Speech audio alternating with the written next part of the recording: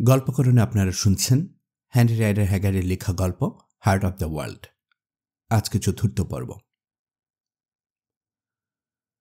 মাসখানেক পর মোলাসকে নিয়ে আমি আর সিনস স্ট্রিকল্যান্ড পৌঁছালাম ভেরাক্রুজে। এখান থেকে জাহাজে চড়ার কথা আমাদের, গিয়ে নামব ফ্রন্টেরায়। ইচ্ছে করলে ফ্রন্টেরার বদলে ক্যাম্পেখে বন্দরে নামতে পারতাম। আমাদের সেই ইন্ডিয়ান বন্ধু জিবালবে যে মন্দিরে আছে তা ফ্রন্টেরার চেয়ে ক্যাম্পেখে থেকেই বেশি কাছে, কিন্তু ওদিকে লোক সমাগম বেশি, হয়তো কেউ দেখে ফেলতে পারে আমাদেরকে। আমাদের পরিকল্পনা হচ্ছে ফ্রন্টেরায় নেমে বড় ডিঙ্গি নৌকা করে গ্রিজালোভা এবং অন্যান্য নদী দিয়ে চুপিসারে ওই মন্দিরে যাওয়া। এভাবে গেলে স্থানীয় আদিবাসীদের ছাড়া আর কেউ আমাদের দেখতে পাবে বলে মনে হয় না, বিশেষ করে সাদা চামড়ার লোকদের নিয়ে যত সমস্যা। এ অঞ্চলে যেসব ইউরোপিয়ান থাকে তাদের বেশিরভাগই চোর বাটপার। হবে না কেন?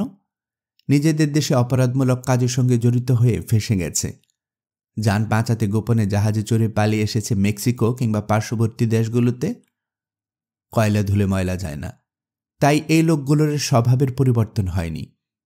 এখানে আইন কানুনের বালাই নেই, অন্তত সাদা চামড়ার লোকদের জন্য আইন বলে তো কোনো কথাই নেই। যেহেতু তারাই শাসক সেহেতু তারাই শোষক। যে যেভাবে পারে মেরে কেটে শেষ করেছে আদিবাসীদের। তাদের সঙ্গে যুক্ত হয়েছে স্থানীয় চেলা চামুন্ডারা, ফলে দুর্বৃত্তদের দল ভারী হয়েছে। কয়েক সপ্তাহ আগে মুলাসের সঙ্গে যে ঘটনাটা ঘটে গেল তাতে বোঝা যায় কতবার বেড়েছে ওই সাদা চামড়ার লোকগুলোর। এমনিতে ব্যর্থ ভোটদানের পর বড় বড় শহরগুলোতে লোকের মুখরোচক গল্পের বিষয়ে পরিণত হয়েছি আমি। তার উপর আমাদের সঙ্গে আছেন সিনস স্ট্রিকল্যান্ড। তাকে দেখলে যে কারো দৃষ্টি আকর্ষিত হবেই, হয়তো গোপনে চোখ রাখতে শুরু করবে আমাদের উপর। সেজন্য এই বাড়তি সতর্কতা। ভেরাক্রুজে পৌঁছানোর পর অভিযানের জন্য প্রয়োজনীয় কিছু জিনিসপত্র কিনে নিলাম, তবে বেশি কিছু না, কারণ সেগুলো কিভাবে বহন করব সে ব্যাপারে এখনও নিশ্চিত না আমরা। এসব জিনিসের মধ্যে আছে হাতুড়ি, ছুরি, কোরাল, ছড়রা বা বুলেটের যে কোনো একটা ফায়ার করা যাবে এমন 3টা বন্দুক, যথেষ্ট পরিমাণ কার্তুজ, 3টা আধুনিক মডেলের কোল্ড রিভলভার, কিছু ঔষধপত্র, কম্বল, বুট আর অতিরিক্ত কাপড় চোপড়। আমাদের কাছে টাকা পয়সা বলতে যা ছিল সব নিয়েছি সঙ্গে। স্বর্ণমুদ্রায় মোট $1500 কিছু বেশি হবে। পুরো টাকাটা 3 ভাগে ভাগ করে নিয়েছি 3 জনে। কোমরে জামা নিচে বেল্টে পরে তাতে রেখেছি যার যার টাকা। ভেরাক্রুজে খুব স্বাভাবিকভাবেই আমাদের দেখেও কৌতূহলী হয়ে উঠল লোকজন।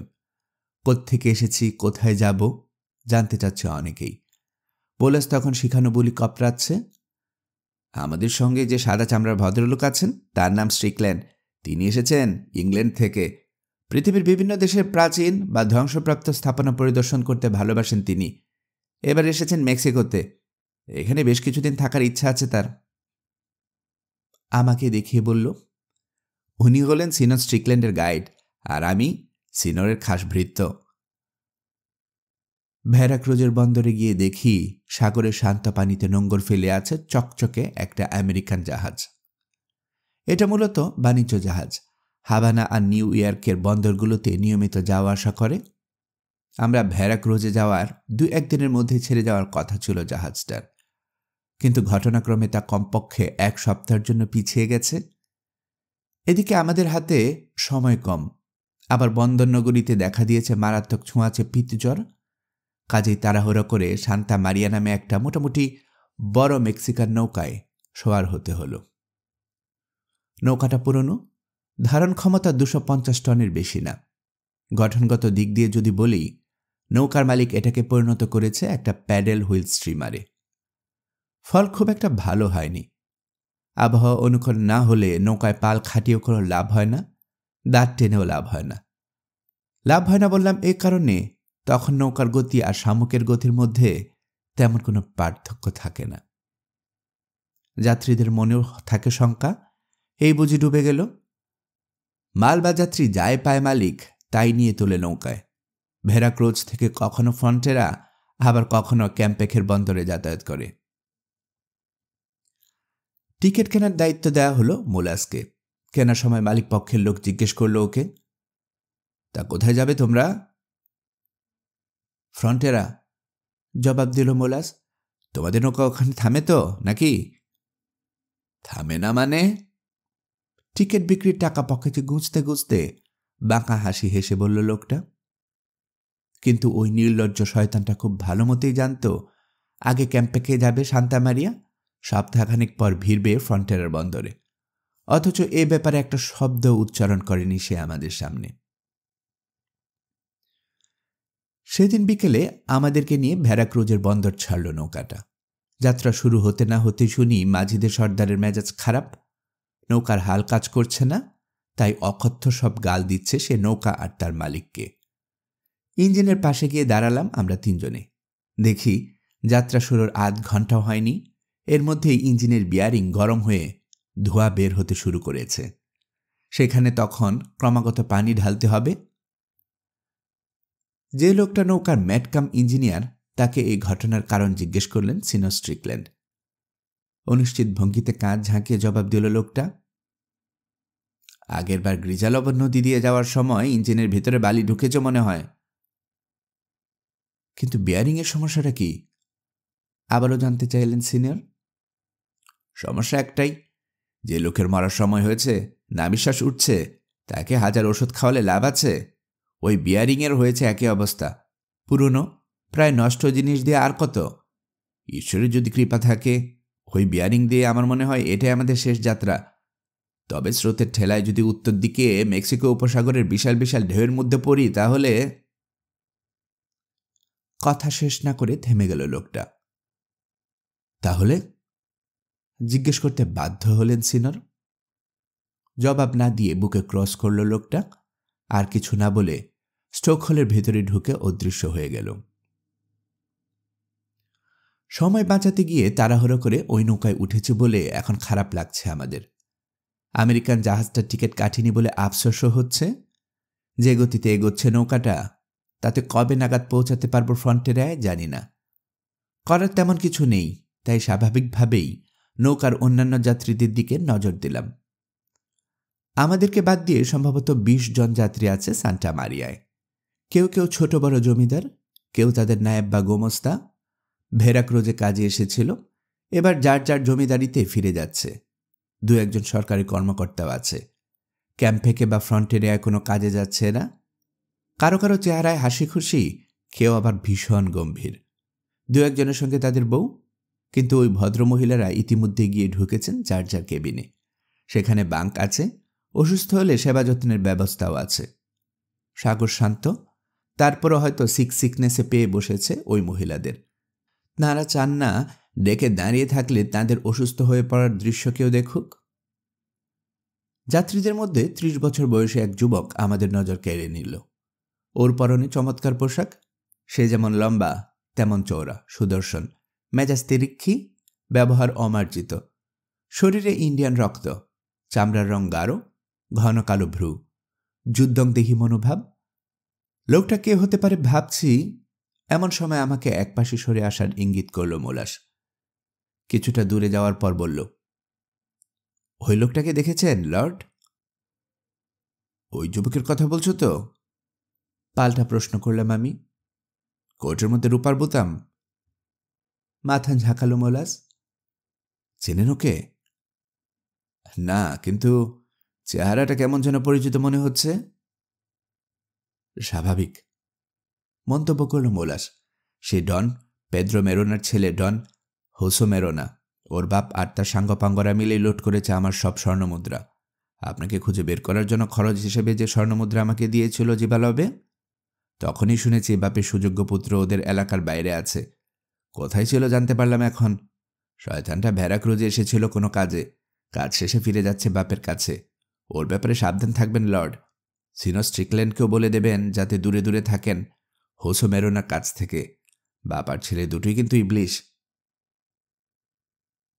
কথা শেষ করে মেরোনা পরিবারের কুৎসিত কিছু ইতিহাস জানাতে শুরু করল সে আমাকে। মোলাস যখন কথা বলছে তখন ঘন্টা বাজালো কেউ, তার মানে ডিনারের সময় হয়েছে। কিন্তু মোলাসের সঙ্গে দাঁড়িয়ে থাকলাম আমি আগের জায়গায়। মেরোনা পরিবারের ইতিহাস পুরোটা জানা দরকার। তারপর হাঁটা ধরলাম ডাইনিং টেবিলের দিকে। কেবিনের দরজায় দেখা হয়ে গেল সান্টা মারিয়ার ক্যাপ্টেনের সঙ্গে। বলিষ্ঠ গড়নের লোক, চেহারাটা পূর্ণিমা চাঁদের মতো গোল, ঠোঁটের কোনায় বিনয়ী হাসি। কি খুঁজছেন সিনর? নরম কণ্ঠে জিজ্ঞেস করলেন তিনি। আমার ডিনার সিনর, জবাব দিলাম। কিছু মনে করবেন না। ক্যাপ্টেনের কণ্ঠে আগের মতোই মসৃণ। ভেতরে আসার দরকার নেই আপনার। আমি নিজে স্পেনিয়ার্ড এবং সেজন্য আমার কথায় কে কি মনে করলো না করলো তা পরোয়া করি না। কেবিনের ভেতরে যারা বসে আছেন তারা সম্ভ্রান্ত মেক্সিকান। আপনার মতো সাধারণ একজন ইন্ডিয়ানের সঙ্গে একই টেবিলে বসে ডিনার করতে আপত্তি করবেন তারা। সেজন্যই বলছিলাম ভেতরে আসার দরকার নেই। যদি সে চেষ্টা করেন তাহলে ঝামেলা হবে। ডেকে ফিরে যান, কাউকে দিয়ে সেখানে আপনার ডিনার পাঠিয়ে দিচ্ছি। চরম অপমান। না দেখতে পেলেও টের পাচ্ছে আমার চেহারা লাল হয়ে গেছে, কিন্তু কিছু করার নেই। দেশটা হয়ে গেছে মগের মুল্লুক। এখানে নীতিবাক্যের কোনো স্থান নেই। স্পেনিয়ার্ডের দখল করার পরে এ দেশের জনগণ যাতে জোর বাঁধতে না পারে সেজন্য চালু করে দিয়েছে জমিদারি প্রথা। ডন পেদ্রো মেরোনা বা ডন হোসে মেরোনার মতো কিছু সংখ্যক পাষাণ্ড অবৈধ পথে উপার্জিত টাকার জোরে হয়ে গেছে এক এক অঞ্চলের তথাকথিত জমিদার। সেখানে তারা শাসনের নামে লুটতরাজ বা চৌর্যবৃত্ত যাই করুক না কেন, দেখার কেউই নেই। এই লোকগুলোই এখন সমাজের মাথা। তারা যেখানেই যায় তাদের লোক দেখানো ভক্তি করে স্প্যানিশ সরকারের প্রতিনিধি বা স্প্যানিয়ার্ডরা। আমরা ইন্ডিয়ানরা এই পরাধীন দেশে দ্বিতীয় শ্রেণীর নাগরিকও না।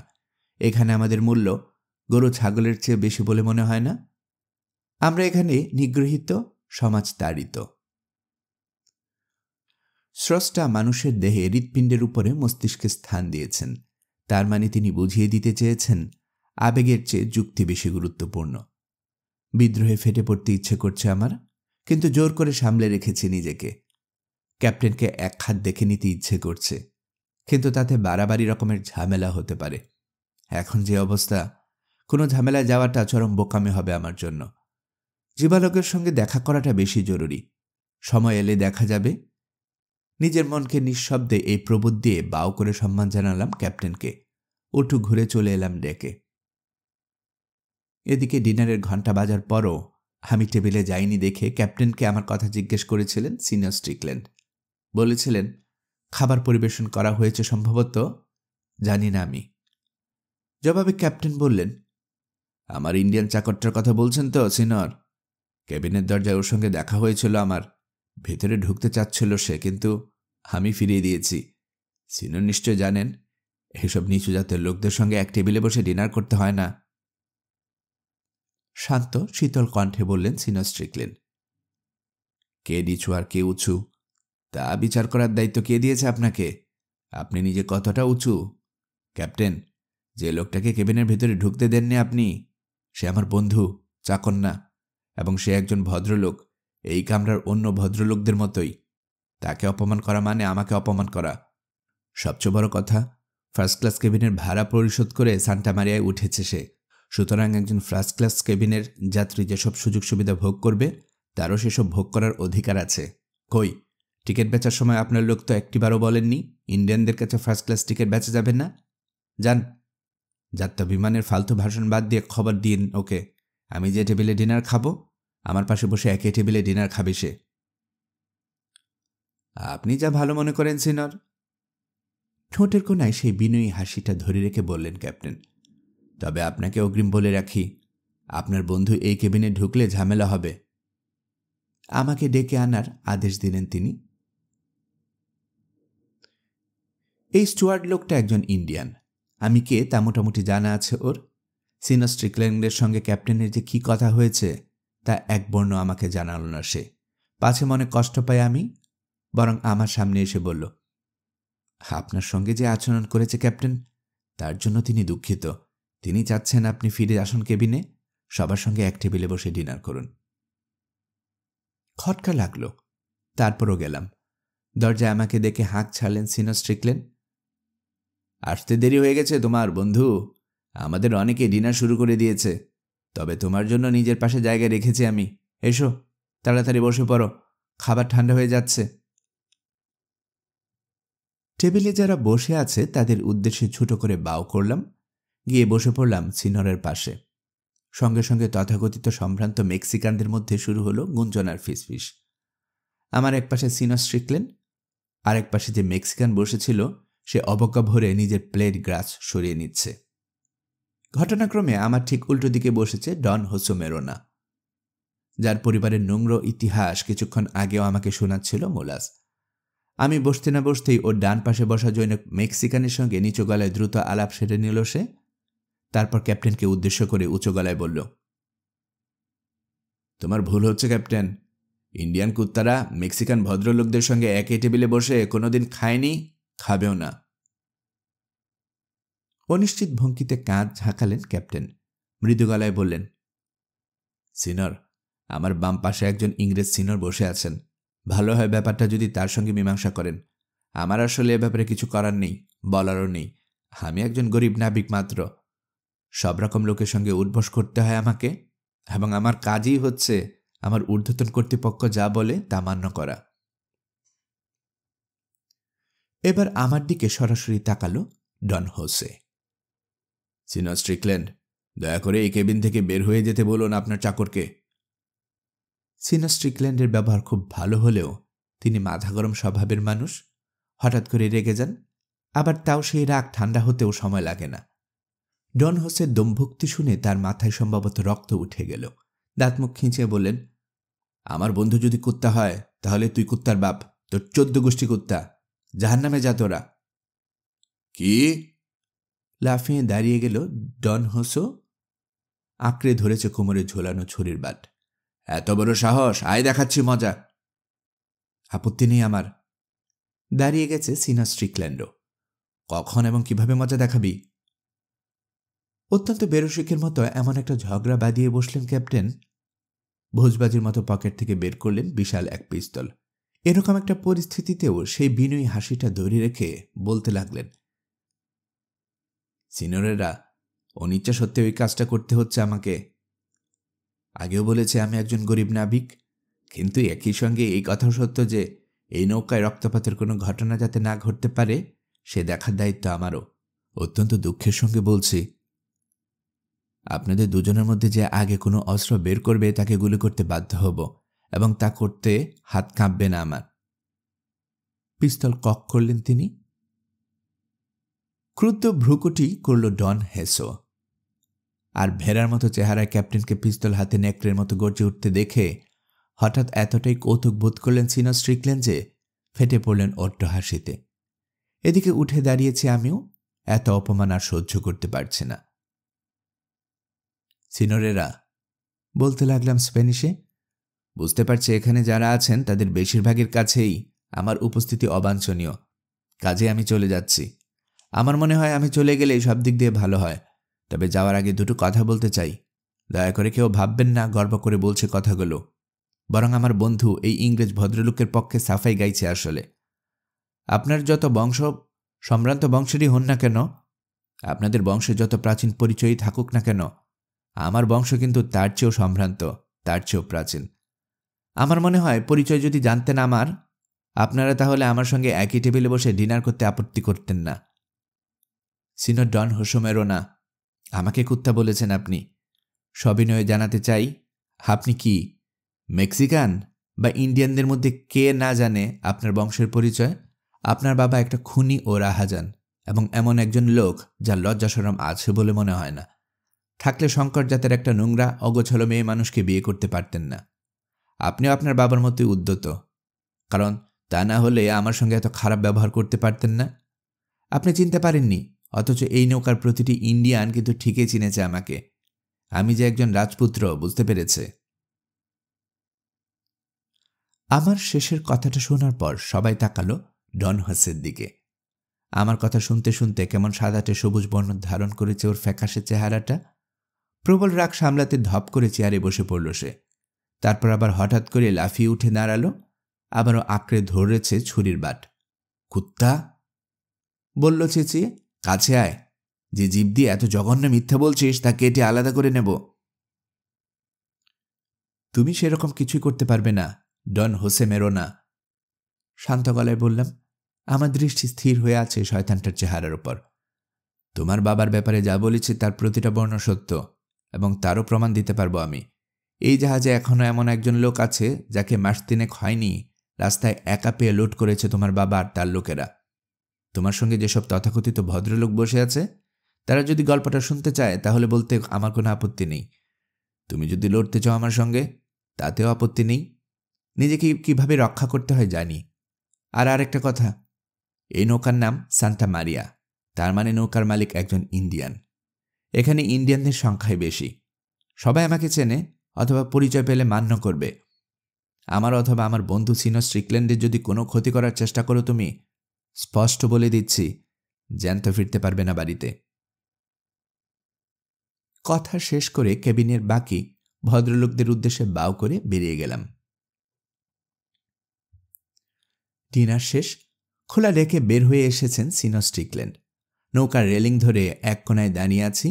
আমাকে দেখতে পেলেন তিনি, এগিয়ে এসে দাঁড়ালেন আমার পাশে।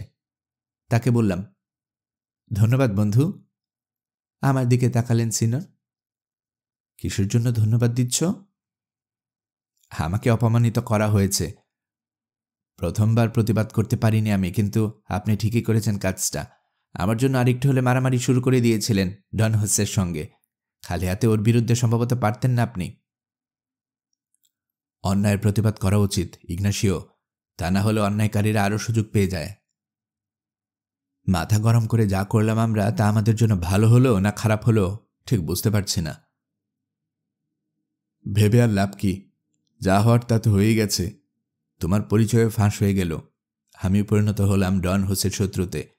আজ যা ঘটল শয়তানটার কাছ থেকে আসলেই সমঝে চলতে হবে। সে এমন লোক না যে চাবুকের বাড়ি খেয়ে সে চাবুকে চুমো দেবে। সুযোগ পেলে আমাদের দুজনের সর্বনাশ করে ছাড়বে হারামিটা। পরিবেশ হালকা করার জন্য হাসলাম জোর করে। ঘাবড়াবেন না, স্টুয়ার্ট আর মোলাস ছাড়াও 20 জন ইন্ডিয়ান আছে এই নৌকায়। এদের বেশিরভাগই বাড়ি ক্যাম্পেকে ছাড়িয়ে আরও দূরে।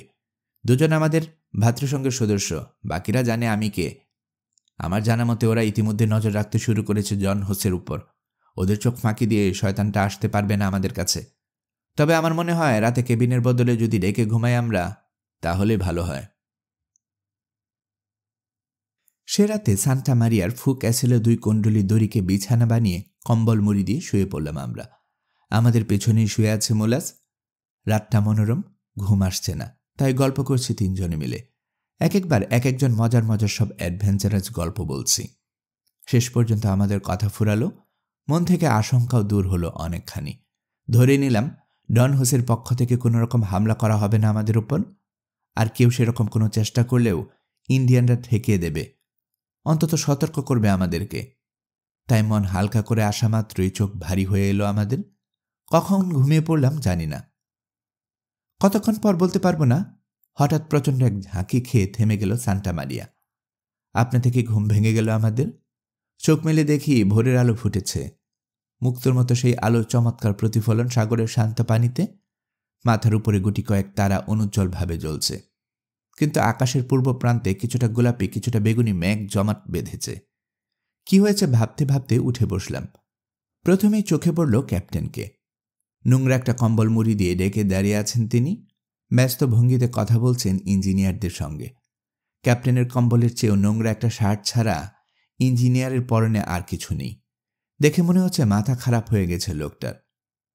কোনো একটা গন্ডগোল হয়েছে বুঝতে পেরে বিছানা ছেড়ে উঠলেন সিনো স্ট্রিকল্যান্ড। এগিয়ে গেলেন ক্যাপ্টেনের দিকে।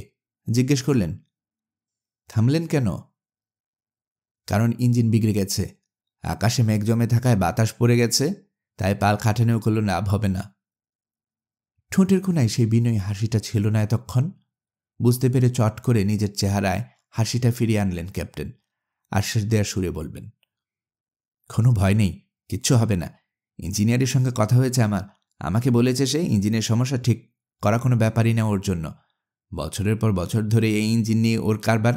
কোথায় কি সমস্যা তার চেয়ে ভালো বোধহয় ঈশ্বরও জানেন না। আকাশের পূর্ব প্রান্তের দিকে ইঙ্গিত করলেন সিনোর। ঝড় না উঠলে এই আবহাওয়ায় ভয় পাওয়ার আসলে কিছু নেই। সমস্যা একটাই, দেরি হয়ে যাচ্ছে আমাদের সবার। না না, কোনো দেরি না। জমাট মেঘের দিকে সরু চোখে তাকালেন ক্যাপ্টেন। দিগন্ত রেখার উপর বৃত্তাকারে জমেছে মেঘ। ঘন থেকে আরো ঘন হচ্ছে ক্রমশ। সময় যত যাচ্ছে ভোরের দোসর আলো তত উজ্জ্বলতা হারাচ্ছে। কি মনে হয় আপনার? আবারও জিজ্ঞেস করলেন সিনর। মেক্সিকো উপসাগরের উষ্ণ স্রোতের মধ্যে পড়ে যেতে পারি আমরা? না না, বলেই বুকে ক্রস করলেন ক্যাপ্টেন। এসব অশুভ কথা বলতে হয় না। কিন্তু একটা ব্যাপার কি জানেন? আবহাওয়া নিয়ন্ত্রণের সম্পূর্ণ দায়িত্ব ঈশ্বরের হাতে। আমরা গরিব নাবিকরা এক্ষেত্রে কি করতে পারি বলুন? মেঘের দিকে আরেকবার তাকিয়ে দ্রুত প্রস্থান করলেন তিনি। সম্ভবত সিনর স্ট্রিকল্যান্ডের সঙ্গে আর কোনো কথা বলতে যাচ্ছেন না। কিছুক্ষণ পর আবার কাজ করতে শুরু করল সান্টা মারিয়ার ইঞ্জিন। কিন্তু থামে চলে এই অবস্থা। নৌকার এই দুর্দশা দেখে আমার মনে পড়ে যাচ্ছে খোঁড়া কোনো খচ্চরের কথা। একটাই আশা, দিগন্ত রেখা থেকে আস্তে আস্তে উধাও হয়ে যাচ্ছে ভোরের মেঘমালা। পরিষ্কার হচ্ছে আকাশ, আগের চেয়ে আরো ঝকঝকে হয়ে উঠছে সকালটা। বিকেল ৩টার দিকে আমাদের দৃষ্টি আকর্ষণ করল মোলাস। আঙ্গুলের ইশারায় উপকূল রেখার বিশেষ একটা জায়গা দেখাচ্ছে সে। দূর থেকে দেখে মনে হচ্ছে সেখানে যেন কিছুটা অশান্ত হয়ে আছে সাগর। তরঙ্গ বিক্ষোভ দেখা দিয়েছে ওই জায়গার পানিতে। এত দূর থেকেও দেখতে পাচ্ছি ঢেউয়ের মাথায় ভাসছে সাদা ফেনা। মোলাস বলল, ওই তরঙ্গ বিক্ষোভ জায়গাটাই হচ্ছে গ্রিজালোবা নদী আর সাগরের মোহনা। মোহনা পার হওয়ার মানে নদীতে ঢুকে পড়া, আর গ্রিজালোবার পরেই ফ্রন্টেরা গ্রাম, মানে আমাদের গন্তব্য। ভালো, সন্তুষ্ট গলায় বললেন সিনর। তাহলে আমার মনে হয় আমার জিনিসপত্র নিয়ে এসে ডেকে রাখার সময় হয়েছে। বলে নিজের কেবিনে গিয়ে ঢুকলেন তিনি। ব্যক্তিগত জিনিস আর কিছু শুকনো খাবার একটা বস্তায় এনে রাখলেন ডেকে। ক্যাপ্টেন ততক্ষণে আবার উদয় হয়েছেন। চোখ বড় বড় করে সিনরের বস্তাটা দেখলেন তিনি। যেন খুবই আশ্চর্য হয়েছেন এমন গলায় জিজ্ঞেস করলেন, গাঁটরি বোঝকা নিয়ে এসেছেন কেন সিনর? কি করবেন এসব দিয়ে? ফ্রন্টেরা কি খালি হাতে নামব? পাল্টা প্রশ্ন করলেন সিনর। ফ্রন্টেরা নামবেন মানে? সপ্তাহখানেকের আগে এই নৌকা সেখানে যাবে এমন তথ্য কার কাছে পেলেন আপনি? ফ্রন্টেরা ছাড়িয়ে এগোবো আমরা, সোজা এগিয়ে যাব ক্যাম্পেকের দিকে। ভাগ্য সহায় হলে আগামীকাল সন্ধ্যা নাগাদ পৌঁছে যাব সেখানেই। কিন্তু আমরা ফ্রন্টেরা টিকিট কিনেছি, আপনার লোকের কাছ থেকেই তো কিনেছি।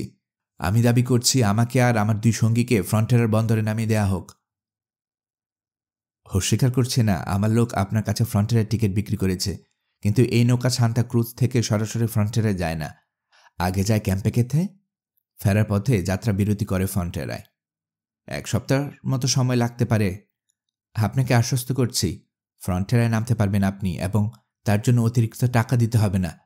কিন্তু তার আগে মাঝিদের সবার উপর আমার নির্দেশ আছে ক্যাম্পেকের অভিমুখেই যেন চালানো হয় নৌকা।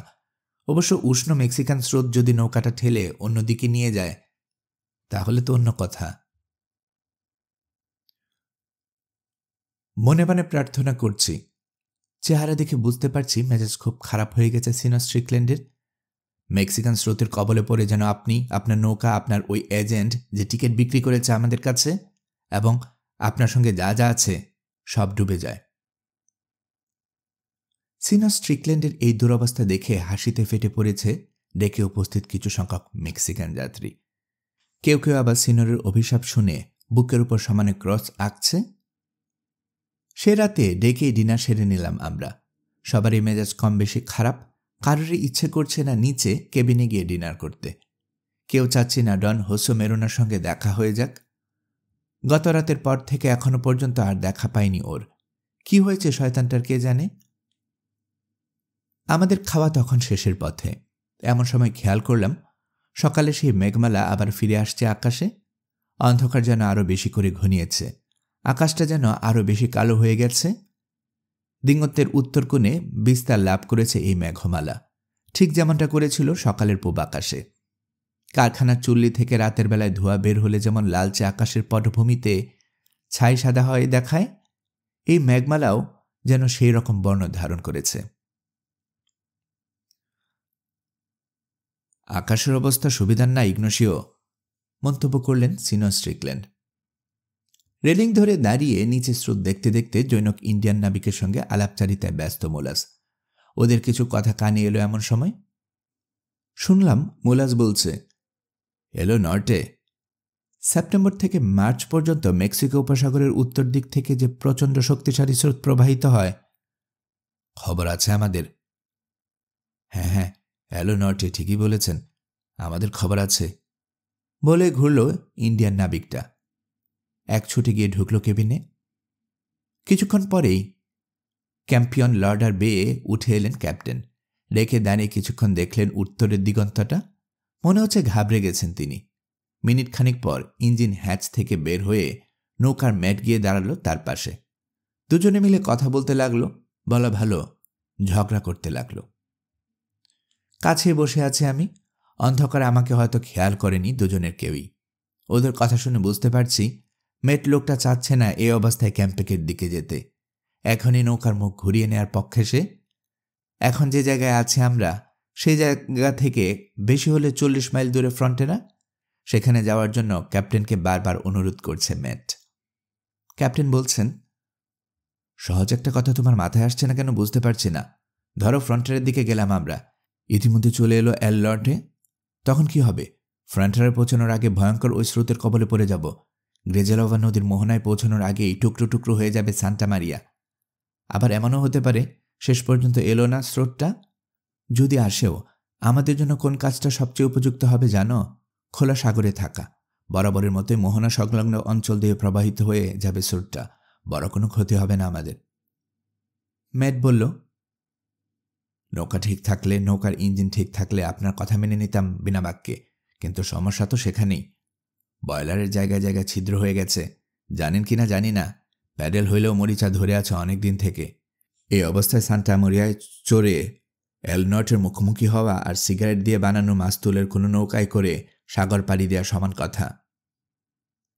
ক্যাপ্টেন দেখলেন তার মুখে মুখে তর্ক করছে ম্যাট। এদিকে ম্যাট বুঝতে পারছে হাজার বোঝানোর পরও শুধু একগুঁয়েমির কারণে নিজের সিদ্ধান্ত বদলাচ্ছেন না ক্যাপ্টেন। ব্যাস, শুরু হয়ে গেল দুজনের চরম ঝগড়া। তবে সেই ঝগড়ার শেষে ক্যাপ্টেনের সিদ্ধান্তই বহাল থাকল। যেদিকে যাচ্ছে সেদিকেই যাবে সান্টা মারিয়া আপাতত।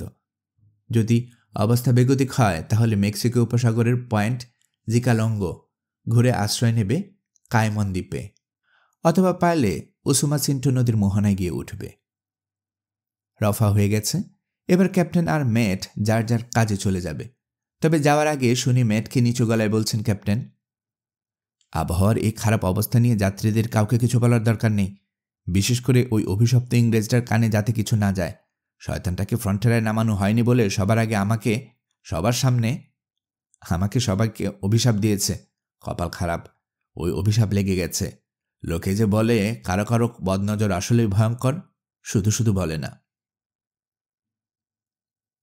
তেমন কোনো পরিবর্তন ছাড়াই কাটল আরও 2 ঘন্টা। রাতের অন্ধকার আরও গাঢ় হয়েছে। ঝড়ের আগে প্রকৃতি যেমন থম খেয়ে যায়, সেরকম হয়ে গেছে আমাদের চারপাশ। অনেকক্ষণ আগে থেকে অস্থির ভঙ্গিতে ডেকে পায়চারি করে বেড়াচ্ছেন সিনো স্ট্রিকল্যান্ড। একটার পর একটা সিগারেট ফুঁকছেন। হঠাৎ করে থেমে দাঁড়ালেন তিনি। এগিয়ে এলেন আমার দিকে। আমার পাশে দূরের একটা কুণ্ডলের উপর বসে পড়লেন। বললেন, কি মনে হয় তোমার ইগনাসিও? এলনটে আসছে নাকি? হ্যাঁ, আসছে। মিথ্যে বলার কোনো মানে হয় না, তাই সরাসরি জানিয়ে দিলাম। এবং আমার আশঙ্কা ভয়ঙ্কর এই স্রোতের কবলে পড়লে ডুবে যাবে আমাদের নৌকা। অন্তত ইন্ডিয়ান নাবিকেরা তাই বলছে। কিছুক্ষণ আমার দিকে স্থির দৃষ্টিতে তাকিয়ে থাকলেন সিনর। তারপর বললেন, তোমার তো দেখছি কোনো চিন্তা নেই। সান্টা মারিয়া ডুবে গেলে আমাদের কি হবে ভেবে দেখেছ একবার? তোমার কি হবে ভেবেছ? কুকুরছানাকে বস্তায় ভরে পানিতে চুবিয়ে মারলে যে অবস্থা হয়, আমাদের সবার একই অবস্থা হবে। অথচ তুমি শান্ত গলায় বলছো ডুবে যাবে আমাদের নৌকা। পয়েন্ট জিকালঙ্গ থেকে কত দূরে আছে আমরা? মনে হয় 12 মাইল। দয়া করে আমাকে ভুল বুঝবেন না।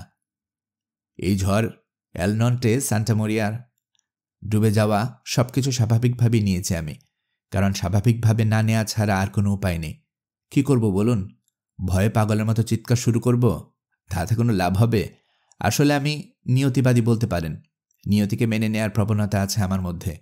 ঈশ্বরের যদি ইচ্ছা হয় আমাদের রক্ষা করবেন, তার যদি ইচ্ছা হয় আমাদের সবাইকে ডুবিয়ে মারবেন। আমার মতে নিয়তির বিরুদ্ধে লড়াই করা ছেলে মানুষই ছাড়া আর কিছুই না। বলতে বাধ্য হচ্ছি, মতবাদটা ইন্ডিয়ানদের মতোই। এবং এও বলতে বাধ্য হচ্ছি, নিয়তি বোধহয় চায় না মানুষ সবসময় নিয়তিকে মেনে নিক। এজন্য যারা নিয়তির বিরুদ্ধাচরণ করে তাদেরকে পুরস্কৃত করে সে। আমরা যারা সাদা চামড়ার মানুষ, ইউরোপের মানুষ, তাদেরকে নিয়ে চিন্তা করলেই বিষয়টা বুঝতে পারবে আশা করি। আমি দেখেছি, আপাতদৃষ্টিতে অসম্ভব মনে হয় এরকম কোনো কাজ সামনে এলেই হাত পা গুটিয়ে বসে থাকো তোমরা এবং বলতে থাকো, এটাই আমাদের নিয়তি, একে মেনে নেওয়া ছাড়া উপায় নেই। অথচ আমি কিংবা আমার দেশের মানুষরা কিন্তু নিয়তিকে খুব একটা বিশ্বাস করি না। যদি করতাম তাহলে আজ ইংল্যান্ড পৃথিবীর প্রথম সারির একটা দেশে পরিণত হওয়ার বদলে হয়তো অস্তিত্বহীন হয়ে যেত অনেক আগেই। আমাদের ইতিহাস জানো না তুমি, ইগনাসিও? কতবার কত ঝড় গেছে আমাদের উপর দিয়ে, কতবার কত আঘাত এসেছে আমাদের দেশের উপর, কিন্তু প্রতিবারে মাথা উঁচু করে দাঁড়িয়েছে আমরা, বিরুদ্ধাচরণ করেছি তোমার সেই তথাকথিত নিয়তির।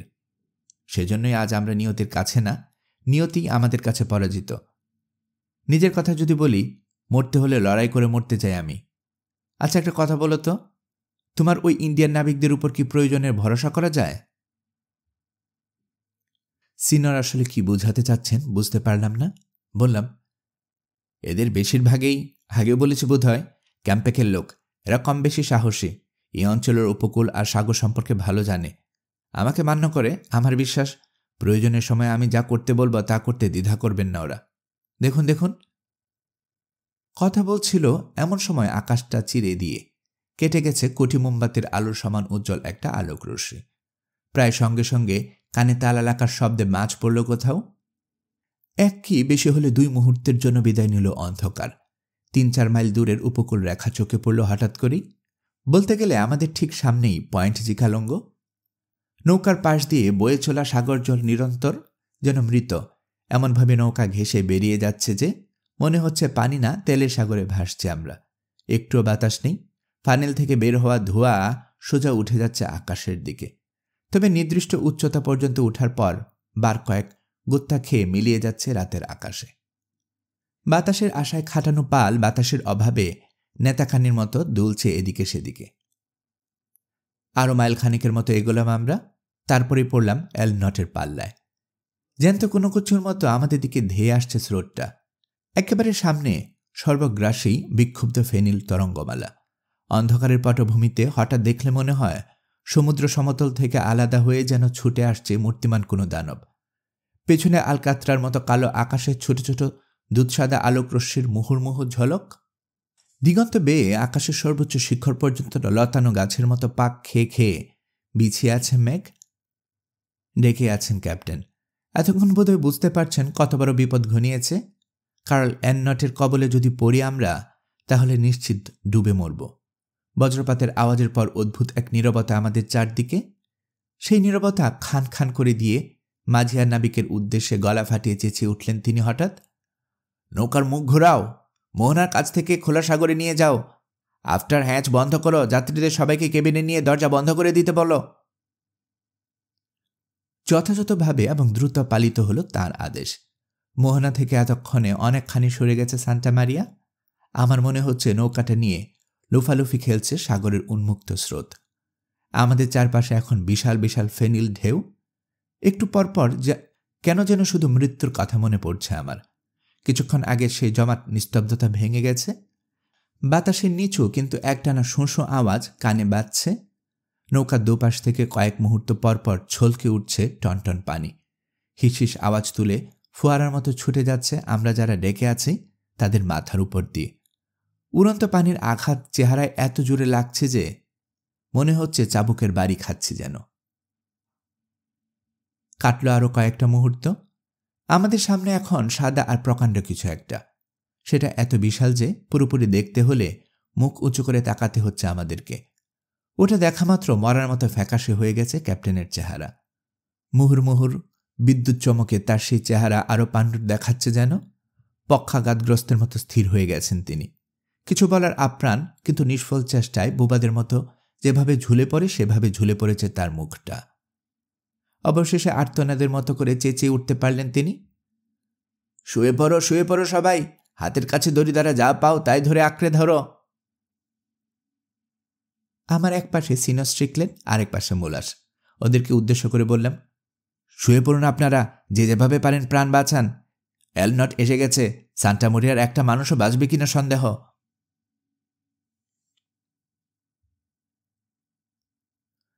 আমাদের উপর পূর্ণ শক্তিতে ঝাঁপিয়ে পড়েছে এল নটে। প্রথমে তীব্র বায়ু প্রবাহ কাঁপিয়ে দিয়ে গেছে আমাদের পাল মাস্তুল। মূল পালের সামনে 3 কোণা একটা ছোট পাল ছিল, সেটা গুটানো হয়নি। বাতাসের ধাক্কায় পালটা ছিঁড়ে উড়ে গেছে কয়েক মাইল দূরে। বেশ কিছুক্ষণ চলল বাতাসের তর্জন গর্জন, তারপর শুরু হলো ঝড়। এই উন্মুক্ত ঝড়ের বর্ণনা দেয়া আমার পক্ষে সম্ভব নয়, সম্ভবত কারো পক্ষেই সম্ভব নয়। বিশাল বিশাল জাহাজের প্রধান মাস্তুলের গোড়ায় দাঁড়িয়ে চূড়ার দিকে তাকালে যেমন বোঝা যায় মাস্তুলটা কত উঁচু, আমাদের চারপাশে সেরকম দৈত্যাকারের এক একটা ঢেউ। বাতাসের গতির সঙ্গে পাল্লা দিয়ে বাড়ছে বা কমছে ঢেউয়ের সংখ্যা। দেখলে মনে হয় সান্টা মরিয়া যেন কোনো নৌকা না, পাখি ভর করে আছে কোনো ঢেউয়ের চোরায়। ঢেউয়ের সরে যাওয়া মাত্র নাক দিয়ে নিচু করে সামনের দিকে ঝাঁপিয়ে পড়ে উড়ে গিয়ে সওয়ার হচ্ছে কোনো একটা ঢেউয়ের উপর। অবিরাম বিদ্যুৎ চমকের আলোর কাছে রাতের অন্ধকার পরাস্ত। বাতাসের বেগ বেড়ে গেছে অনেক, ঝড়টা পরিণত হয়েছে হারিকেনে। স্বৈরশাসকের বিরুদ্ধে বিজয়ের পর খুশিতে যেভাবে নাচতে থাকে বিদ্রোহী জনতা, সান্টা মারিয়ার ডেকের উপর ঠিক সেভাবে নাচছে 1 ফুট উঁচু হয়ে জমা ফেনিল সাগর জল। নৌকার এক খুঁটি থেকে আরেক খুঁটির দিকে ধেয়ে যাচ্ছে বিদ্যুৎ গতিতে। দড়ির টুকরো, আবর্জনা, টুকটাক জিনিসপত্র, ভাঙ্গা হারিকেন, যা যা পাচ্ছে সব ভাসিয়ে নিয়ে গেছে উন্মুক্ত সাগরে। 2 ইন্ডিয়ান নাবিকও চোখের পলকে ভেসে চলে গেছে আমাদের সামনে দিয়ে। জাহাজের সামনের মাস্তুলের সঙ্গে বাঁধা দড়ির কুণ্ডলি সর্বশক্তিতে ধরে ঝুলে আছি আমরা, তাই ভেসে যায়নি এখনো। তবে স্রোতের ছিটায় ভিজে চুপচুপে হয়ে গেছে অনেক আগেই। কিছুক্ষণ পর মনে হলো একটু যেন কমছে বাতাসের বেগ। হারিকেনটাও আগের মতো তীব্র না, তবে এমন কিছু টের পাচ্ছি যার ফলে নতুন এক আতঙ্কের মাথা খারাপ হবার অবস্থা এখন।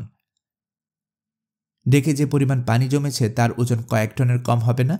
মনে হচ্ছে সেই পানির চাপে আস্তে আস্তে যেন নিচের দিকে ডেবে যাচ্ছে সান্টা মারিয়া, ঢুকে যাচ্ছে সাগর জলের ভেতরে।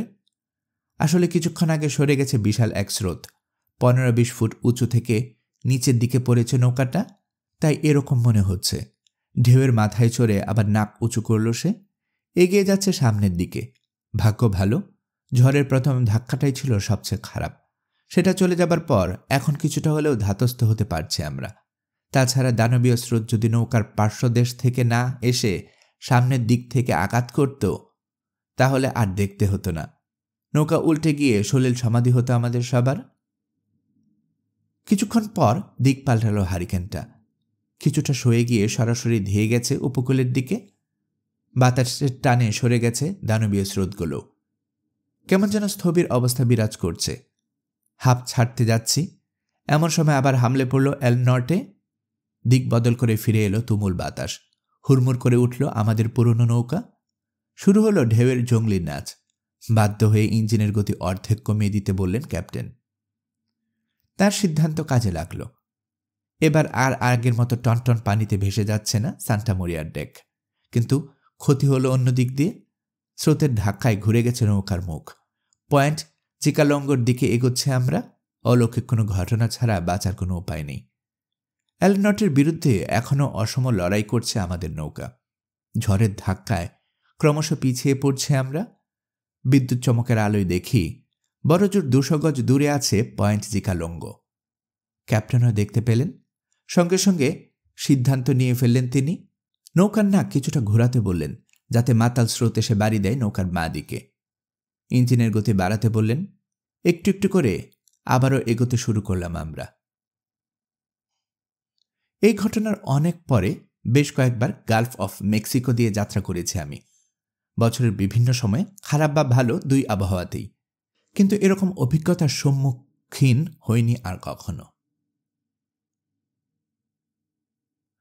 কখনো বিশাল স্রোতের আড়ালে হারিয়ে যাচ্ছি, কখনো আবার স্রোতের মাথায় চড়ে থেমে দাঁড়াতে হচ্ছে স্থির হয়ে।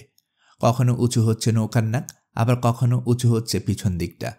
আমার মনে হচ্ছে নৌকাটা কাঠের না, কাগজের, আর কিছুক্ষণের মধ্যেই ছিঁড়ে টুকরো টুকরো হয়ে যাবে। দড়ি আঁকড়ে থাকা 2 হাত টনটন করছে ব্যথায়। ডেকে আছড়ে পড়া স্রোতের বারংবার আঘাতে আড়ষ্ট হয়ে গেছে শরীর। নৌকার নাক নিচু হলেই বিশালগুলো স্রোত হুমড়ি খেয়ে পড়ছে ডেকের উপর। নাকটা উঁচু হওয়া মাত্র আমাদের পুরো গোসল করিয়ে দিয়ে নেমে যাচ্ছে নৌকার পেছন দিক দিয়ে। পয়েন্ট জিকালঙ্গ আর কায়মন দ্বীপের মাঝখানে যে প্রণালী আছে তা কাছে আসছে আস্তে আস্তে। কিন্তু সুখবরটা বেশিক্ষণ স্থায়ী হল না। আচমকা কাজ করা থামিয়ে দিল নৌকার একটা প্যাডেল হুইল, আর একটা ভেঙে ভেসে গেল স্রোতের ধাক্কায়। ডেকের নিচ থেকে আর্তনাদের মতো আওয়াজ ভেসে এলো। এমন সময় বুঝলাম বহু পুরনো মেশিনটাও বোধ হয়ে শেষ। প্রণালীতে হাজির হয়ে গেছি আমরা। হ্যারিকেনের প্রভাবে পানি উথাল পাতাল। এর নর্টে আগের মতো একটানা বাড়ি দিচ্ছে নৌকার এক পাশে। আমাদের গতি বেশি হলে 15 কি 16 নট। আমার মনে হচ্ছে উন্মুক্ত সাগর বক্ষে নৌকায় না, কাঠের পাতাটনে ভাসছি। স্রোতের ধাক্কায় নৌকাটা ঘুরপাক খেল দুবার। মেশিন বিগড়ে গেছে, তাই স্রোত যেদিকে নিয়ে যাচ্ছে সেদিকে যেতে হচ্ছে আমাদের। আরেকবার মনে হলো পুরো সাগরটাই যেন জ্যান্ত হয়ে উঠেছে নৌকার পাশ দিয়ে, আমাদেরকে গিলে খাওয়ার অভিপ্রায়ে। পানি সরে যাওয়ার পর প্রথমে মনে হলো দড়ি ছিঁড়ে ভাসছি সাগরে। কিছুক্ষণ পর বুঝতে পারলাম আগের জায়গাতেই আছি, তবে ডেকের উপর আর কেউ বা কিছু আছে কি না বুঝতে পারছি না। সে সুযোগ আপাতত নেই আমার। কিছু টাহর করার মতো অবস্থাতেও নেই আমি। টের পাচ্ছি চেতন অবচেতনের মাঝামাঝি একটা অবস্থায় চলে যাচ্ছে আস্তে আস্তে। বোধহয় আমার অবস্থা টের পেয়েই শক্তিশালী একটা হাত এগিয়ে এলো আমার দিকে। আমাকে ধরে জোরে ঝাঁকুনি দিল। কিছু হলেও যেন ফিরে এলো আমার চেতনা।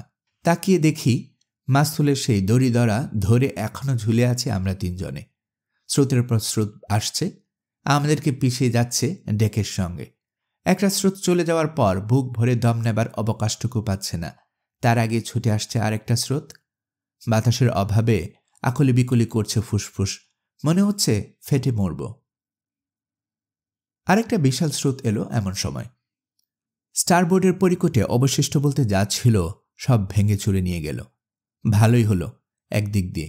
দড়ি ধরে ঝুলতে ঝুলতে ভাবলাম স্টারবোর্ডটা ভেঙে না গেলে ওই প্রচণ্ড স্রোতের ধাক্কায় উল্টে যেত নৌকা। তারপর কি হতো জানি না। কোনো রকমে ঘাড় ঘুরিয়ে দেখি ইঞ্জিন রুম, হ্যাচওয়ে এবং কেবিনের বাতিগুলো নিভে গেছে।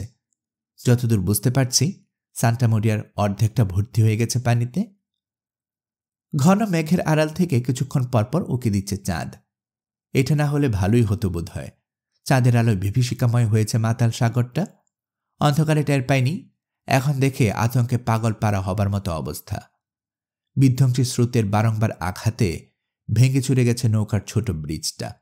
যেটুকু বাকি আছে সেটুকুর সঙ্গে কিভাবে যেন আটকে আছে ক্যাপ্টেনের বিশাল শরীর। তিনি ভয়ে পক্ষাঘাতগ্রস্ত হয়ে গেছেন, নাকি ভেঙে পড়া মাস্তুলের আঘাতে মারা গিয়ে লটকে আছেন ব্রিজের সঙ্গে, বুঝতে পারছি না। জাহাজের সব যাত্রীকে কেবিনে গিয়ে আশ্রয় নেওয়ার আদেশ দিলেন তিনি। জায়গা মতো গিয়েছিল যাত্রীরা, কিন্তু হ্যাচওয়ে দিয়ে ক্রমাগত ঢুকতে ঢুকতে নিচে পানি জমে গেছে। যারা ডুবে মারা গেছে তারা ছাড়া বাকিরা কম্পেনিয়ান ওয়ে ধরে দিক বিদিক জ্ঞানশূন্য হয়ে বেরিয়ে আসছে ডেকে। হুড়ুহুড়ি শুরু করে দিয়েছে ওরা। কে পুরুষ কে নারী দেখার অবকাশটুকু নেই কারোরই। এদের কেউ কাঁদছে, কেউ চেঁচাচ্ছে, কেউ অভিশাপ দিচ্ছে। পরিকট, ব্রিজ, মাস্তুল, যে যেটার অবশিষ্টাংশ হাতের কাছে পাচ্ছে সেটাই খামছে ধরে দুলনে সামলানোর চেষ্টা করছে। মহিলাদের পরনে নাইট ড্রেস, তাদের চিৎকার বাতাসের শোঁ আওয়াজের চেয়ে কোনো অংশে কম না।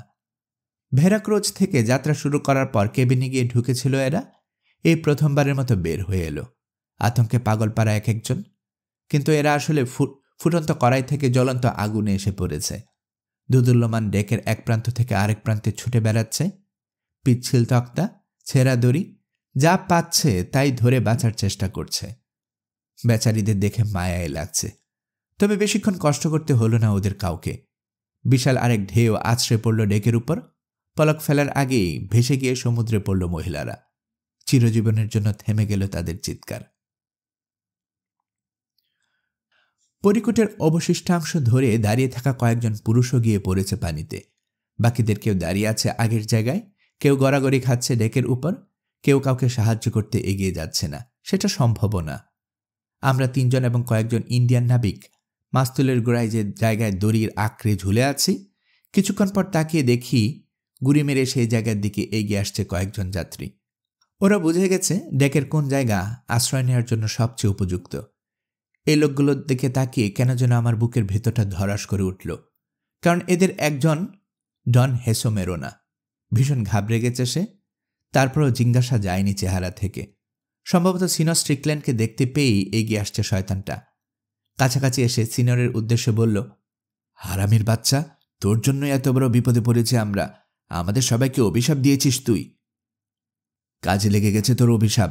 তোর অভিশাপেই এল নর্টের হামলায় পড়েছে আমাদের উপর। বলতে বলতে কোমর থেকে একটানে বড় একটা ছুরি বের করল। এক হাতে দড়ি রেখে আর এক হাতে ছুরিটা ঢুকিয়ে দিতে চাইল সিনরের পেটে। সিনর স্ট্রিকল্যান্ড এমন বেকায়দায় অবস্থায় আছেন যে ডন হোসকে বাধা দেওয়া সম্ভব না তার পক্ষে। সন্দেহ নেই, ছুরিটা তার পেটে ঢুকলে ভাবলীলা সাঙ্গ হবে তৎক্ষণাৎ। কিন্তু বেঁচে গেলেন নেহাত কপাল গুনে। এক ইন্ডিয়ান নাবিক নিজের জীবনের ঝুঁকি নিয়ে দড়ি ছেড়ে দিয়ে এগিয়ে এলেন কিছু দূর। তারপর জোরে আঘাত করল ডন হোসের ছুরি ধরা হাতে। ব্যাপারটা শয়তানটার কাছে একেবারেই অপ্রত্যাশিত ছিল। দু এক মুহূর্ত হা করে তাকিয়ে থাকল সেই ইন্ডিয়ান নাবিকটার দিকে। তারপর ছুটে যাওয়া ছুরিটার উদ্ধারের জন্য দড়ি ছেড়ে দিয়ে ঘুরতে চাইল। ঠিক তখনই বিশাল এক ঢেউ আঘাত করল সান্টা মারিয়াকে। তাল সামলাতে পারল না ডন হোসো। উপর হয়ে পড়ে গেল ডেকের উপর। মাথাটা জুড়ে ঠুকে গেল পাটাতনের সঙ্গে। হাত নড়ছে না। আমরা ধরে নিলাম জ্ঞান হারিয়ে ফেলেছে সে। এদিকে ঝড়ের দাপটে স্রোতের ধাক্কায় অজানা গন্তব্যের দিকে এগিয়ে চলেছে সান্টা মারিয়া। পানিতে ভরে গেছে নৌকার বেশিরভাগ কেবিন। টের পাচ্ছি আস্তে আস্তে ডুবে যাচ্ছে নৌকাটা। শরীর সমাধি হতে যাচ্ছে আমাদের সবার। মরতে বড় জোর ঘণ্টাখানেক বাকি আছে। ব্যাপারটা টের পেলেন সিনর স্ট্রিকল্যান্ডও। আমার দিকে কিছুটা সরে এলেন তিনি। হাত রাখলেন আমার কাঁধে। বললেন, কিছুই কি করা যায় না? ইন্ডিয়ানদেরকে জিজ্ঞেস করে দেখো না, ওরা কিছু করতে পারবে কি না। শরীর মানতে চাচ্ছে না, তারপরও জোর করে এগিয়ে গেলাম এক ইন্ডিয়ান নাবিকের দিকে। সিনর যা জানতে চেয়েছেন তা জানতে চাইলাম লোকটার কাছে, কিন্তু বাতাসের গর্জনের কারণে ঠিকমতো শুনতে পেল না সে। তখন ওর কানের কাছে মুখ নিয়ে গিয়ে চেঁচাতে হলো আমাকে। প্রত্যুত্তরে সে যা বলল তা সিনরকে শোনানোর জন্য চেঁচাতে হলো আরেক দফা। এই লোকটা বলছে স্রোতের ধাক্কায় সান্টা মারিয়া উন্মুক্ত সাগরের দিকে না গিয়ে বরং কায়ম্যান দ্বীপের দিকেই সরে যাচ্ছে একটু একটু করে। যদি কপাল ভালো থাকে আমাদের, যদি স্রোতের ধাক্কায় ওদিকে যেতে পারি আর কিছুক্ষণ, তাহলে নাকি মোহনা সংলগ্ন অপেক্ষাকৃত শান্ত পানিতে পৌঁছাতে পারব। এই স্টিমার বোটের সঙ্গে অন্য কোনো নৌকা বাধা থাকলে সেটা তখন পানিতে নামিয়ে বাঁচার চেষ্টা করা যেতে পারে, কিন্তু আপাতত ভাগ্যের উপর নির্ভর করা ছাড়া রাস্তা নেই আর কোনো। সান্টা মারিয়া ডুববেই। কিছু বলতে যাচ্ছিলেন সিনর, কিন্তু বলতে পারলেন না, কারণ বাতাসের বেগ বেড়ে গেছে হঠাৎ করেই। স্রোতের মাতামাতিও বেড়েছে। আমাদের নৌকার পাশে আরও একবার আঘাত করেছে বিশাল এক স্রোত। ছিটকে পড়ে যাচ্ছিলাম। পিচ্ছিল হাত থেকে ছুটে যাচ্ছিল পানিতে ভেজা দড়ি। শেষ মুহূর্তে আঁকড়ে ধরতে পারলাম। এক মনে প্রার্থনা করছি ঈশ্বরের কাছে, এমন সময় সম্ভবত শেষবারের মতো ছোবল দিল এল নর্টে। আমার শুধু খেয়াল আছে, ঘড়ির পেন্ডুলাম যেভাবে দোলে সেভাবে একবার ডানে আর একবার বায়ে দোল খাচ্ছিলাম আমি। বাকিদের কি অবস্থা জানার সুযোগ পাইনি। বেশ কিছুক্ষণ এই অবস্থায় থাকার পর মাথা যখন ঘুরাচ্ছে, আবারও চলে গেছি চেতন অবচেতনের মাঝামাঝি অবস্থায়। তখন হঠাৎ করে টের পেলাম সাগর অনেক শান্ত হয়ে গেছে। নৌকাটা সেভাবে দুলছে না, ঘুরপাকও খাচ্ছে না, বরং আস্তে আস্তে কাত হয়ে যাচ্ছে একদিকে। নৌকা বা জাহাজ ডুবে যাওয়ার আগে যেরকম হয় অনেকটা সেরকম। মেঘের আড়াল ছেড়ে বেরিয়ে এসেছে চাঁদ। আলো ততটা উজ্জ্বল না, তারপরও বুঝতে অসুবিধা হচ্ছে না পানি থেকে বেশি হলে 2-2.5 ফুট উপরে আছে আমাদের নৌকা। নাবিকদের মধ্যে দেখা যাচ্ছে শুধু 6 ইন্ডিয়ান আর ক্যাপ্টেনকে। অবশ্য আগেও বলেছি, অলৌকিক কোনো উপায়ে ভাঙ্গা ব্রিজের সঙ্গে লটকে আছে ক্যাপ্টেনের নিথর দেহ। তিনি জীবিত না মৃত বোঝা যাচ্ছে না। যাত্রীদের মধ্যে বেঁচে আছি আমরা 3 জন এবং ডন হোসো মেরোনা। অবশ্য এই লোকটা বেঁচে আছে না মরে গেছে বোঝাও যাচ্ছে না। বাকিদের কাউকে দেখতে পাচ্ছে না। তার মানে স্রোতের তোরে ভেসে গিয়ে সমুদ্রে পড়েছে ওরা। ধরে নেওয়া যায় শরীর সমাধি হয়েছে সবার। অতি আশ্চর্যের ব্যাপার, নো ক্রোজেন্সের জায়গার মতো সান্টা মারিয়া আমার কার্টার কোনো জাহাজের নিজস্ব এক মাস্তুল বিশিষ্ট নৌকা, যা তীর এবং জাহাজের মধ্যে সাধারণত মাল পরিবহনের কাজে ব্যবহৃত হয়, এত দুলনি সত্ত্বেও খসে পড়ে ভেসে যায়নি। আমার মতো সিনর স্ট্রিকল্যান্ডও দেখছেন নৌকাটা। কিছুক্ষণ আগে বলেছিলেন হাল ছেড়ে দিতে রাজি নন তিনি, শেষ চেষ্টা করে দেখতে চান। বোধহয় সেই অদম্য ইচ্ছাশক্তির জোরে চেঁচিয়ে উঠলেন গলা ফাটিয়ে। সান্তা মরিয়া ডুবছে, যারা বাঁচতে চাও তারা তাড়াতাড়ি কাটারের কাছে চলো বলে দড়ি ছেড়ে দিলেন তিনি। ডেকের উপর দিয়ে দৌড়ে গিয়ে হাজির হলেন নৌকার কাছে। তার পেছনে পিছনে গেলাম আমি, মোলাস আর 6 ইন্ডিয়ান। কিন্তু এই নৌকাটাও ভর্তি হয়ে গেল পানিতে। এরকম নৌকায় কাঠের একটা বিশেষ ছিপি থাকে, সেটা টেনে সরিয়ে দিলে নৌকার জমা পানি বাইরে পড়তে থাকে। যে ইন্ডিয়ান ডন হেসোর হাতে আঘাত করেছিল, ফলে ছুরিটা পড়ে গিয়েছে শয়তানটার হাত থেকে। সৌভাগ্যক্রমে সে জানে কোথায় আছে বিশেষ ওই ছিপিটা। হাতড়ে হাতড়ে সেটা খুঁজে বের করল সে। তারপর একটানে ছিপি খুলে ফেলল। ছিপিটা সরে যাওয়ায় নৌকার ভিতরে জমা পানি হর হর করে বের হয়ে গেল। ছিপিটা আবার লাগিয়ে দেয়া হলো জায়গা মতো। এবার নৌকায় একে একে চড়ে বসলাম আমরা। দড়ির বাঁধন খুলে ডুবন্ত সান্তা মারিয়া থেকে আলাদা করলাম ছোট নৌকাটাকে। 8 মিনিট পরেই দাঁড় বাইতে শুরু করলো ইন্ডিয়ানরা। কিন্তু 3 কি বেশি হলে 4 বার পানিতে দাঁড় ফেলেছে ইন্ডিয়ানরা। এমন সময় সান্তা মারিয়ার ডেক থেকে ভেসে এলো কারো চিৎকার। সাহায্যের জন্য আকুল আবেদন জানাচ্ছে লোকটা। মুখ তুলে তাকিয়ে চাঁদের ঘোলাটো আলোয় দেখি বিধ্বস্ত পরিকটের পাশে দাঁড়িয়ে আছে ডন হেসো মেরোনো। 2 হাত তুলে ডাকছে আমাদেরকে। ঈশ্বরের দোহাই লাগে বলছে সে, থামো তোমরা, আমাকে নিয়ে যাও। ইন্ডিয়ানরা ইতস্তত করছে, কিন্তু যে ইন্ডিয়ানটা ডন হেসোর হাতে আঘাত করেছিল সে দাঁতে দাঁত পিষে বলল, কেউ দাঁত টানা থামাবে না, ডুবে মরুক কুত্তাটা। তখন আবারও সাহায্যের আবেদন জানালো ডন হেসো। ঈশ্বরের দোহাই লাগে, চলে যেও না। সিনস স্ট্রিকল্যান্ড এমনিতেই শক্ত মনের মানুষ, কিন্তু এই পরিস্থিতিতে তার মন আরো নরম হল। নিচু কণ্ঠে ইন্ডিয়ানদের উদ্দেশ্যে বললেন তিনি, নৌকা ফেরাও, ওই লোকটাকে ফেলে এভাবে চলে যেতে পারি না আমরা। ইন্ডিয়ানদের নেতা তখন চিৎকার করে প্রতিবাদ জানালো, কিছুক্ষণ আগে আপনাকে খুন করার চেষ্টা করেছিল হারামিটা, এত তাড়াতাড়ি ভুলে গেছেন? তাছাড়া এই অবস্থায় সান্তা মারিয়ার কাছে যাওয়াটা আমাদের জন্যও নিরাপদ না। কিছুক্ষণের মধ্যে ডুববে নৌকাটা। কাছাকাছি থাকলে পানির ধাক্কায় আমাদের এই ছোট্ট নৌকাটাও উল্টে যেতে পারে। সিনস স্ট্রিকল্যান্ড আবার বললেন, নৌকা ভেরাও। নাবিকদের নেতা তখন তাকালো আমার দিকে। আপনি কি বলেন লর্ড, এই কুত্তাটাকে বাঁচাবো? যেহেতু সিনর কাজটা করতে বলছেন সেহেতু ধরে নাও, আমারও একই মত। আমিও একই আদেশ দিচ্ছি তোমাদেরকে, সান্তা মরিয়ার কাছে যাও। ডন হেসেকে উদ্ধার করার চেষ্টা করব আমরা। এ ব্যাপারে আর কিছু বলল না নাবিকদের নেতা। নিজের লোকদের দিকে তাকিয়ে বলল, নৌকার মুখ ঘোরাও ভাইয়েরা, সান্তা মারিয়ার কাছে চলো। ইন্ডিয়ানদের কারোরই ইচ্ছে নেই কাজটা করার, কিন্তু এড়ানোর উপায়ও নেই। গুমরা মুখে নৌকার মুখ ঘুরিয়ে নিল ওরা। কিছুক্ষণের মধ্যেই ডুবন্ত সান্তা মারিয়ার পাশে গিয়ে থামলাম আমরা। ডন হেসে তখন ডেকের ভাঙা কাঠ ধরে বলতে গেলে ঝুলছে। ওর তেল দেয়া বড় বড় চুলগুলো লেপ্টে আছে চেহারার সঙ্গে। পানিতে ভিজে এলোমেলো হয়ে গেছে দামি জামা কাপড়। সব মিলিয়ে হাস্যকর দেখাচ্ছে ওকে। বাঁচাও আমাকে, ষাঁড়ের মতো চেঁচিয়ে উঠল সে আবারও। যিশুর দোহাই লাগে, বাঁচাও। ডেকের ভাঙা কাঠ ধরে বোকার মতো ঝুলে আছো কেন এখনো? ধমকে উঠলেন স্টিকল্যান্ড। ওটা ছেড়ে দিয়ে পানিতে পড়ো, তোমাকে নৌকায় তুলে নেব আমরা। আমার সাহসে কুলায় না, বোকার মতো জবাব দিল ডন হেসে। তোমরা ডেকে উঠে এসো, তারপর সঙ্গে করে নিয়ে যাও। সিনরের দিকে তাকালো নাবিকদের নেতা। আপনি কি এখনো চান এখানে থাকি আমরা? ওই গর্তাপটাকে উদ্ধার করার ইচ্ছা কি এখনো আছে আপনার মনে? ওর প্রশ্নের জবাব দিলেন না সিনর। ডন হেসেকে বললেন, শোনো কাপুরুষ, সান্তা মারিয়া ডুবছে। তোমাকে উদ্ধার করার জন্য আমাদের কেউ যদি উপরে যায় তাহলে সেও ডুবে মরবে। কাজেই এখন জমিদারি চিন্তা বাদ দাও, যা করতে বলছি তাই করো। 1 থেকে 3 পর্যন্ত গুনবো আমি। এর মধ্যে যদি ডেক থেকে নিচে না পড়ো তাহলে নৌকায় মুখ ঘুরিয়ে নেব আমরা। বোঝা গেছে? 1, 2। হাসছি, আবারও গলা ফাটালো ডন হেসে। হাসছি আমি, বলতে বলতে পড়ল সে সাগরের পানিতে।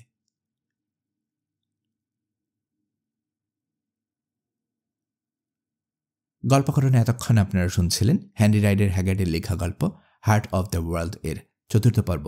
আমি নিয়মিতভাবে গল্প পাঠ করে আপনাদেরকে শোনাচ্ছি। গল্প পাঠ ভালো মনে করে থাকলে আমার এই গল্পটি আপনার বন্ধুবান্ধব প্রিয়জন সবার কাছে শেয়ার করবেন, তাতে করে তারা এই গল্পটি শোনার সুযোগ পাবে। আপনারা ভালো থাকবেন সেই প্রত্যাশা এখানে বিদায় নিচ্ছি।